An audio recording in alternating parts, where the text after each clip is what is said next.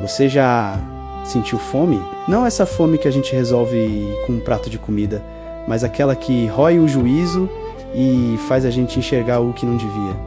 Pois pare o que está fazendo. O que vou te contar hoje não aconteceu no céu, nem no inferno. Aconteceu no chão que a gente pisa, onde a terra é seca e as promessas são mais profundas que os poços. No vilarejo de Almas Secas viveu o velho Tertuliano. Enquanto todos os vizinhos perdiam o gado e a plantação para a seca brava, o roçado de Tertuliano era estranhamente escuro, úmido e farto. Mas ninguém o via plantando semente nenhuma. Tertuliano tinha uma filha, a pequena Luzia.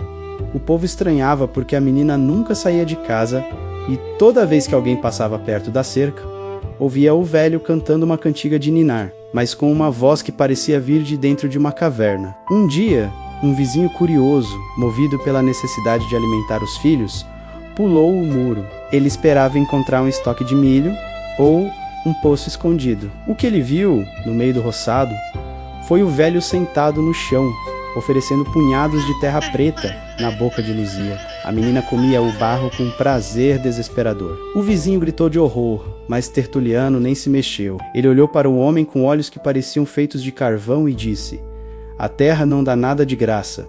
Compadre, se a chuva não vem, a gente tem que alimentar o chão com o que a gente tem de mais caro, para o chão alimentar a gente de volta." O vizinho correu, mas a curiosidade foi maior que o medo. Dias depois a seca acabou e uma chuva torrencial lavou o vilarejo. Quando a água limpou o barro do roçado de Tertuliano, o que surgiu debaixo da terra não foram raízes de mandioca ou feijão.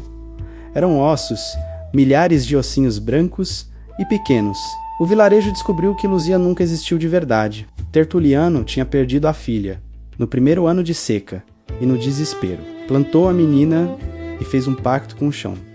Ele alimentaria a lembrança dela com o próprio sangue e barro, e a terra em troca daria sustento a ele. O impacto maior veio quando o vizinho abriu o próprio estoque de comida que Tertuliano lhe dera por caridade. O milho era dourado por fora, mas quando você o mordia, o gosto era de carne humana. Ele estava sobrevivendo da mesma oferenda do velho. É uma história que faz a gente pensar até onde vai o desespero de quem não tem nada, não é? Às vezes o que nos sustenta é exatamente aquilo que nos destrói por dentro. Se esse caos te deu um nó no estômago e te fez refletir, me dá essa força.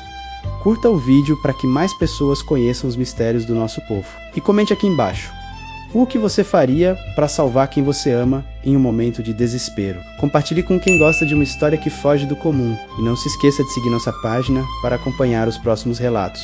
Queria agradecer imensamente a cada um de vocês que dedicou esses minutos para ouvir esse caos. Sei que o dia a dia é corrido e ter a atenção de vocês aqui é um presente para mim. E um muitíssimo obrigado de coração aos novos inscritos. Vocês chegaram em um momento especial e é um prazer ter vocês nessa roda de conversa. E aí, você teria coragem de provar do milho do velho Tertuliano? Até o próximo caos.